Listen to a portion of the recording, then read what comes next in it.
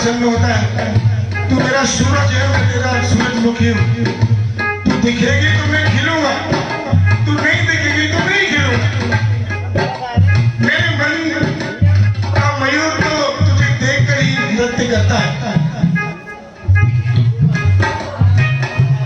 लेकिन ये तो प्रभु प्रेम है, सेवा है, श्रद्धा है। आप जितना देंगे उतना वापस मिलेगा। फूल बांटोगे तो हाथों में खुशबू तो आ ही जाएगी ना। और ये तो माँ है। अगर आप माँ से प्रेम करोगे तो माँ से तो वो 10 गुना होकर लौट कर वापस आता है। तो मेरी गौ माँ भी मुझे उतना ही प्रेम करती है। क्या कहती है?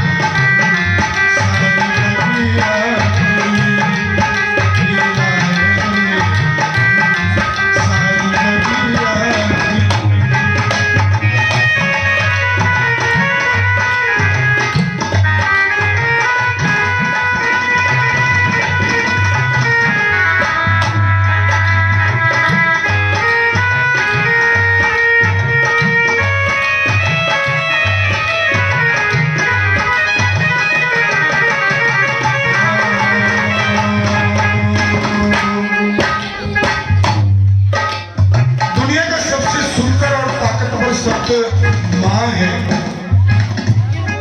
जितने भी आपके मंत्र हैं, जितने भी श्लोक हैं, रामायण की चौपाई हो, रामचरितमानस की, तुलसीदास जी ने लिखा है।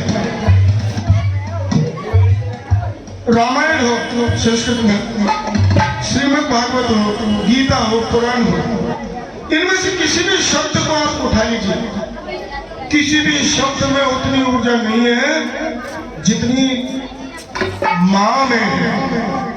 इसलिए जब भी आपके ऊपर किसी तरह का भय हो, डर लगे, परेशानी हो, तकलीफ हो, एक ही शब्द बोलिए, लेकिन भाव से बोलिए, माँ माँ। अगर ये शब्द आप बोलेंगे तो इसमें इतनी ऊर्जा है, आपको कोई श्लोक पढ़ने की आवश्यकता नहीं। माँ एक पुकार है, माँ एक दीन दुखियारे की पुकार है ईश्वर के लिए, क्योंकि माँ ईश्वर का एक रूप है। जब किसी बेटे पे संकट आता है ना, जब इसका उल्टा होता है, बचपन में भी जब छोटे थे, पालने में जब भूख लगती थी तो जोर से रोते थे, तो माँ कोई भी काम कर रही होती थी, दौड़ कर आती थी, तुम्हारे ऊपर 100 बार न्योछावर होती थी। लेकिन आज तुम अपनी माँ को भूल रहे हो। उसकी गोद से बाहर जाओगे तो दुनिया तुम्हें जीने नहीं देगी। तुम बाहर निकलने का प्रयास तो करते हो, जब तक माँ की गोद में रहते हो ना, माँ के आशीर्वाद में रहते हो, माँ की छाया में रहते हो, तब तक सारी विपदाओं को अपने सिर पर लेती है। मजाल है तुमसे कोई कुछ कह जाए, अगर तुम्हारी पत्नी ने भी तुमसे कुछ कह दिया ऊंची आवाज में, तो माँ तुम्हारा वकील बनकर लड़ने पहुंच जाती है, लेकिन मिलता क्या है माँ? पत्नी से बिगड़ जाती है, बाद में तुम भी उसे डांटते हो। तो माँ की गोद में, माँ की छाया में जब तक रहोगे ना, पत्नी को भी बता सकते हैं कि तू भी किसी की माँ है। जो तू मेरे साथ करेगी ना, वो तेरे बच्चे तेरे साथ करेंगे। आज 20 साल बाद वही कहानी दोबारा से दोहराई जाएगी। ये तो इतिहास है, अपने आप को दोहराता है। इंग्लिश में कहते हैं ना, हिस्ट्री रिपीट्स इटसेल्फ। इतिहास दोहराता है। जो तुमने अपने माता पिता के साथ किया, वो तुम्हारे बच्चे निश्चित तौर पर तुम्हारे साथ वही करेंगे। तुमने जो गौ माँ के साथ किया, तुम्हारे बच्चे भी तुम्हारे साथ वही करेंगे। इसलिए पुरानी संस्कृति में वापस आइए। भले ये लैपटॉप का जमाना हो, मोबाइल का जमाना हो, यूट्यूब का जमाना हो, फेसबुक का जमाना हो, लेकिन गौ माँ तो माँ रहेगी। अपने बच्चों में ये संस्कार डालिए कि सुबह पहली रोटी जो आपके तवे पर सिकती है, वो आप खुद मत खिलाइए, बच्चों के हाथ से दीजिए। क्योंकि आप तो 10 साल 20 साल बाद चले जाएंगे, लेकिन इस संस्कार को जिंदा तो वही रखेंगे। आपके जाने के बाद इस प्रक्रिया को तो वो दोहराएंगे। इसलिए जो भी इस तरह के संस्कार है, सेवा के संस्कार, वो अपने बच्चों में बचपन से डालिए। पहले आप उनसे जबरदस्ती करेंगे, बाद में वो आपके कहने से चले जाएंगे, फिर उनकी आदत बनेगी, फिर ये सब करना उनका स्वभाव बन जाएगा। और किसी दिन तुम भूल भी जाओगे गौ माता को रोटी देना, तो वो तुम्हें याद दिलाएगा, अरे माँ ये रोटी तुमने मेरे टिफिन में क्यों रखी? ये रोटी तो गौ माँ की है। तब आपको याद आएगा कि जो आपने संस्कार डाले हैं, अब वो जीवन का रूप ले चुके हैं। अब आपको चिंता नहीं करनी है, आपके जाने के बाद भी वो परंपराएं, वो संस्कार जिंदा रहेंगे। तो जब किसी बेटे पर कोई संकट आता है,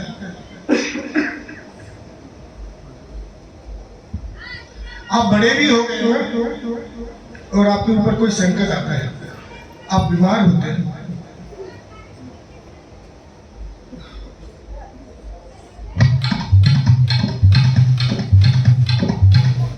कभी कभी स्थितियां ऐसी हो जाती है कि डॉक्टरी रिपोर्ट्स आती है और डॉक्टर कह देते हैं कि अब तो इनको घर ले जाओ, सेवा करो। अब किसके लिए क्या ये मायने रखता होगा ये तो पता नहीं, लेकिन माँ के लिए तो बड़ा दुष्कर होता है। हालांकि माँ को ये बताया नहीं जाता, लेकिन माँ की ममता बेटे की पीड़ा को समझ जाती है। उसको बताने की आवश्यकता थोड़ा नहीं, वो सब समझते हैं।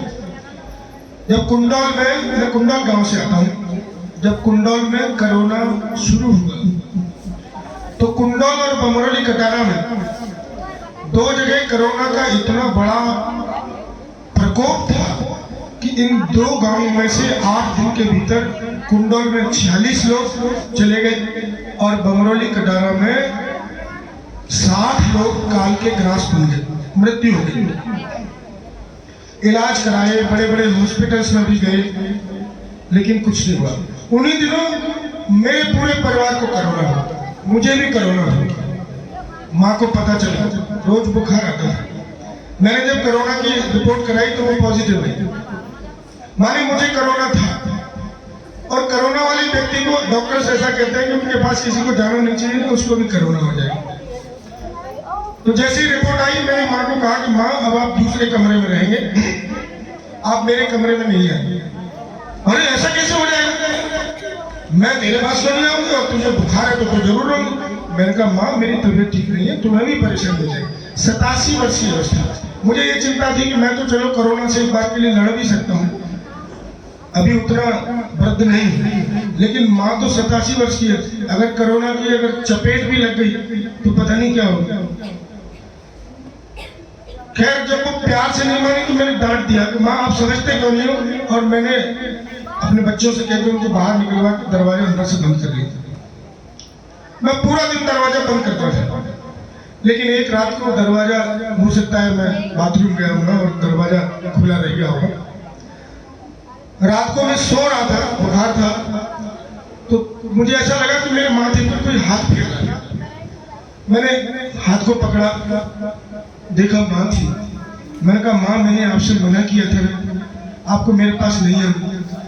इतना मेरा कहना था कि वे मेरे माथे पर टप टप करके माँ के आंसू टपक पड़े। मेरा माथा गिरा हो गया। मैंने कहा माँ क्या है ये? तो माँ ने कहा बेटा मेरा जीवन अब केवल तुझे देख देख कर चलता है। जब तू इतने संकट में है तो मैं तुझे कैसे छोड़ सकती हूँ? कोरोना हो जाए कोई बात नहीं, लेकिन मैं तेरा साथ नहीं छोड़ूंगी। आप विश्वास कीजिए, उसके बाद मैंने मना करना बंद कर दिया। माँ लगातार मेरे पास आती रही। उनको कोरोना होगा, लेकिन ईश्वर की कृपा देखिए, गौ माता की कृपा देखिए कि मैं भी आपके सामने हूँ और मेरी माँ भी मेरे घर पर मेरी चरण सेवा स्वीकार कर रही है।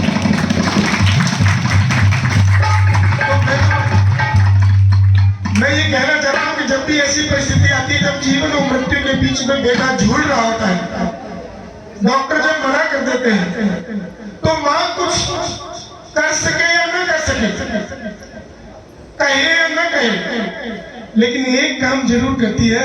जिस भी देवी देवता में उसकी आस्था होती है उसको पुकारती है। भोले बाबा को अगर मनाती है तो उसके मंदिर में जाती है। जो कृष्ण के उपासक है वो कृष्ण को मनाने जाती है। जो मैया की उपासक है वो मैया के पास जाती है, और जो गौ माता की उपासक है वो गौ माता के पास जाती है। तो ऐसी एक दुखियारी माँ जब उसके बेटा का जीवन संकट में है तो गौ माँ की भक्त है, तो कैसे गौ माँ को पुकारती है?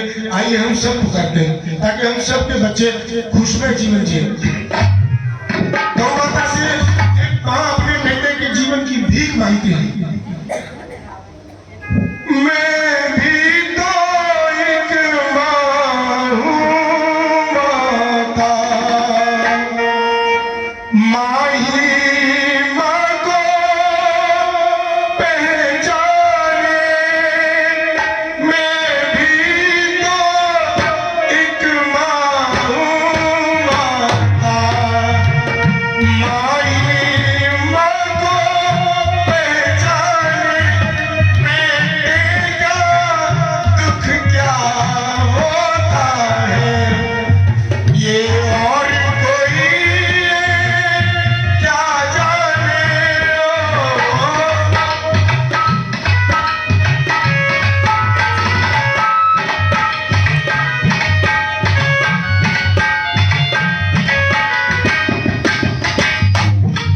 मैं भी तो एक माँ हूँ माता, माँ ही माँ को पहचाने। बेटे का दुख क्या होता है अब और कोई क्या जाने। उसका खून देखूं कैसे जिसको दूध पिलाया है। चलो बुलावा आया है, गौवा ने बुलाया है। चलो बुलावा आया है, गौवा ने बुलाया है। बोल जय गौ माता की।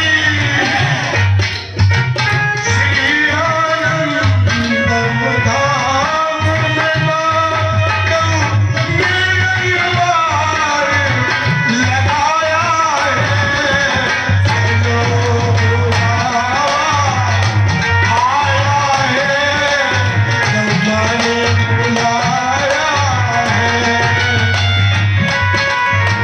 चलो बुलावा आया है, गौवा ने बुलाया है। श्री आनंदम